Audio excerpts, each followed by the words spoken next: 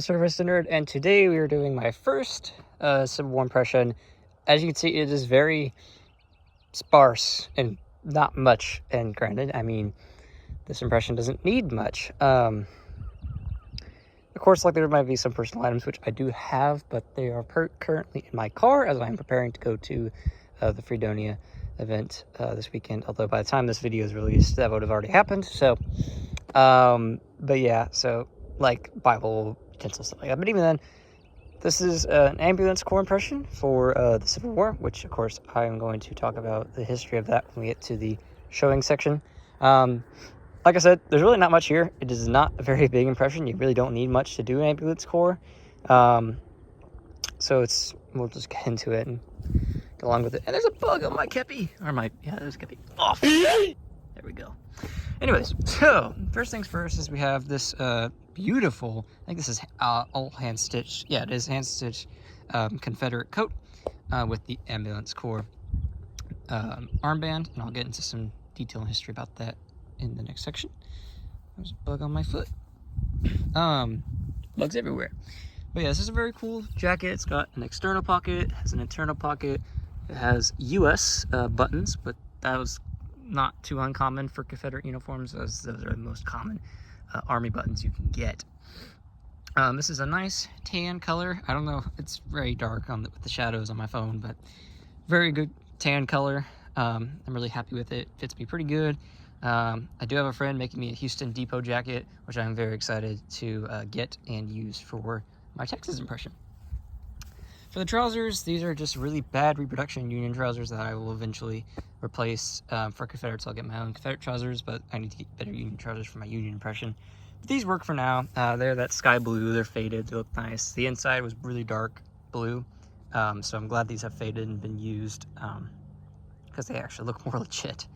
But the suspenders are just whack, and it's bad.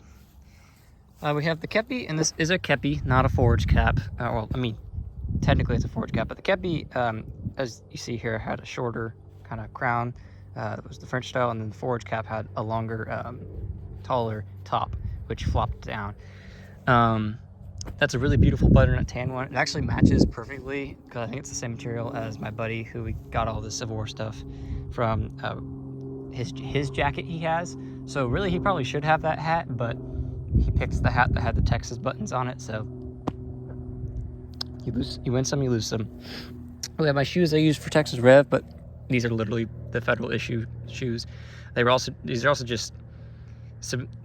civilian style for the time as well. The only thing that really makes them military is the stitching pattern. As you see, that straight stitch is this is that federal issue. So this works for Union, Confederate, Texas Rev.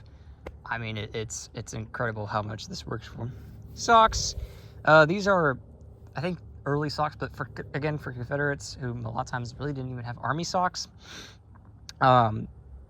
these earlier 1820s, 1830s, 1840s socks work perfectly fine.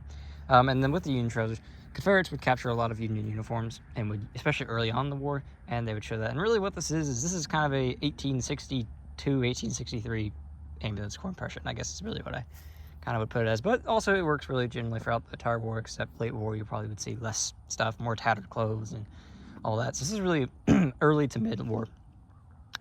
So the shirt, this is my Texas Rev shirt. I mean, I don't have any 1830s shirts.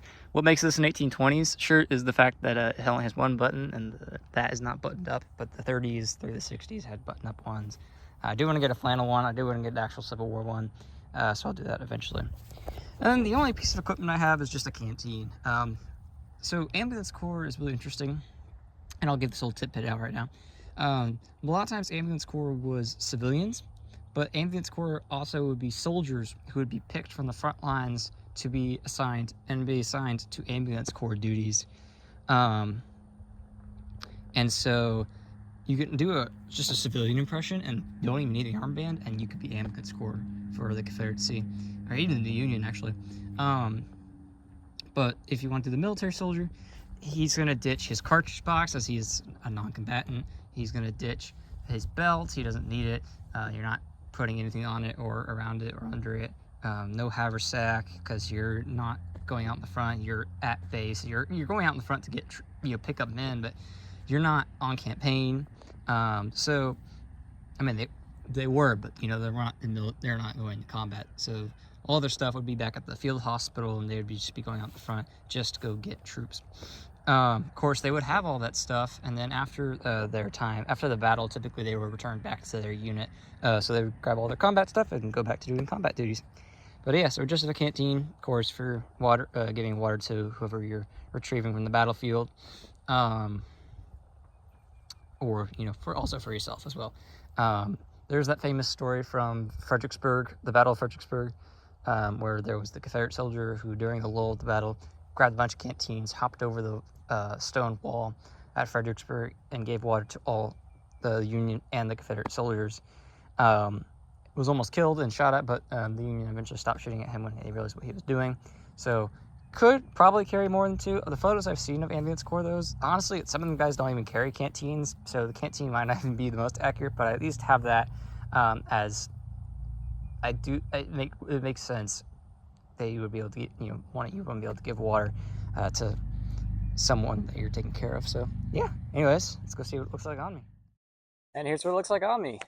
So the ambulance corps is fascinating because it's always been described as the precursor to the Red Cross in a way.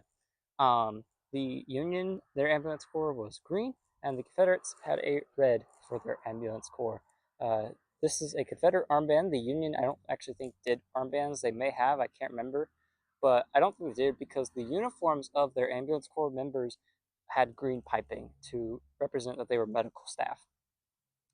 While meanwhile, the Confederates just had an armband. And the armband's interesting because, excuse me, I would have been more on the arm or around the hat.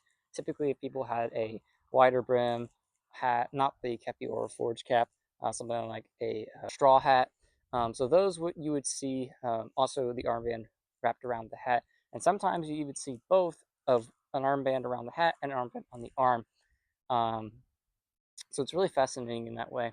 The ambulance corps' job was primarily just to retrieve bodies from the battlefield and bring them to the hospital. They were not surgeons.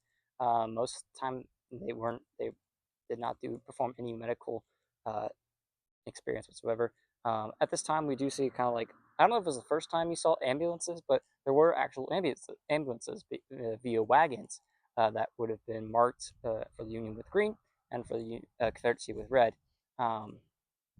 And you also have flags that would have been designed to be flown over the field hospitals, which wouldn't have been that far away from the front.